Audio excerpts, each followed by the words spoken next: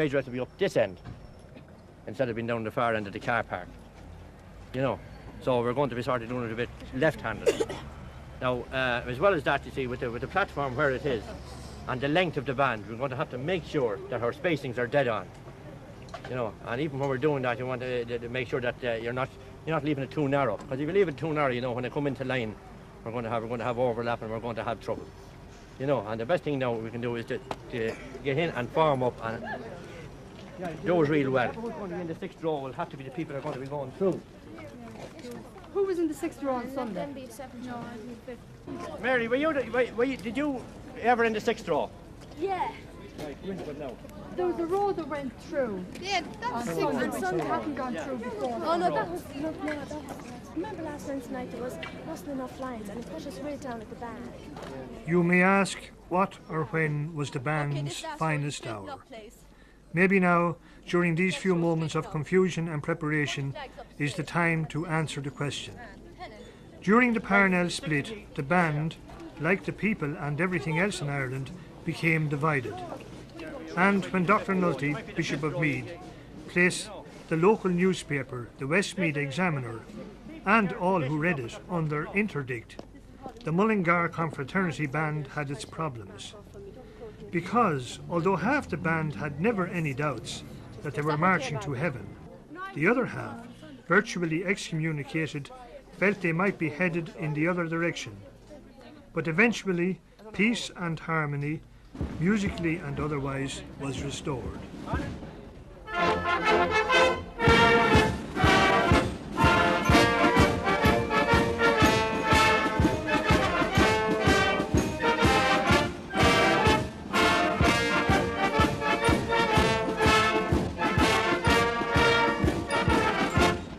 Right, come on, straight. You didn't get dismissed or anything. You know, you're supposed to be there right exactly where you were before. You know, more time wasting. Now, you get back into the straight line again. Lads, come on, now hurry up. Now, what we're going to do, we're going to start the routine from the beginning. You know, and when you come into that position, remember that the numbers you do the turns are 15 and 16 and 17 after that. You know, and there's a lot of you there, and when you're coming from the position here, you know, and you want to get over there, don't go like this, you know, because that's no good, you know.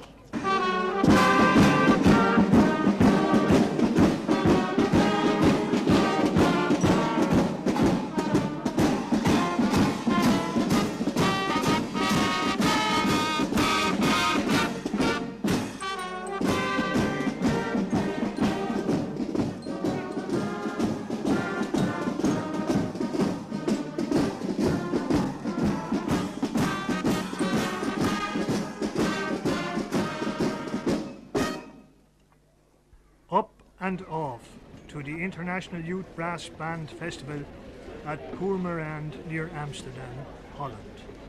This moment is the result of 3 years of long band practice through summers and winters, the toil and frustrations now being left behind, and the final preparations of polishing and preparing over for their visit to a foreign country and a strange people, where one common factor will exist: music. Your attention, please.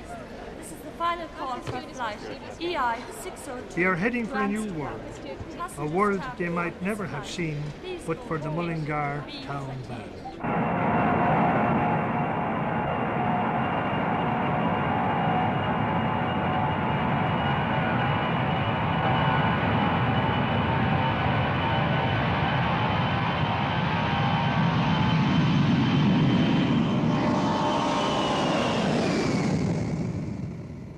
By special permission from Aer Lingus, the band was permitted to play at 35,000 feet over the North Sea, a height of musical achievement hardly reached by any other town band in Ireland or maybe in the world.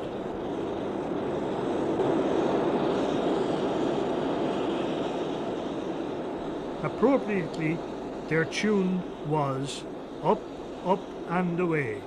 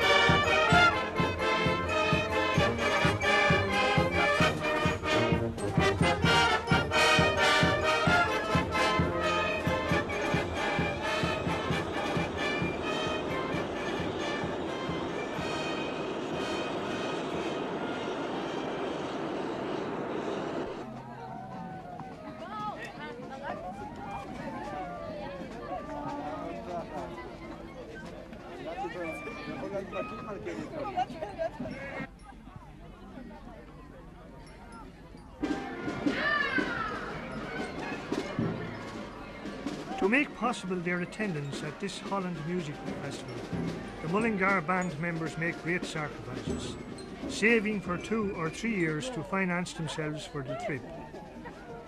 But for these personal sacrifices by the individual members themselves, the band could never have achieved the fame and popularity at home and abroad which it has. You're Mullingar. Mullingar Town Band. Yes and no. You know that, do you? I've seen it.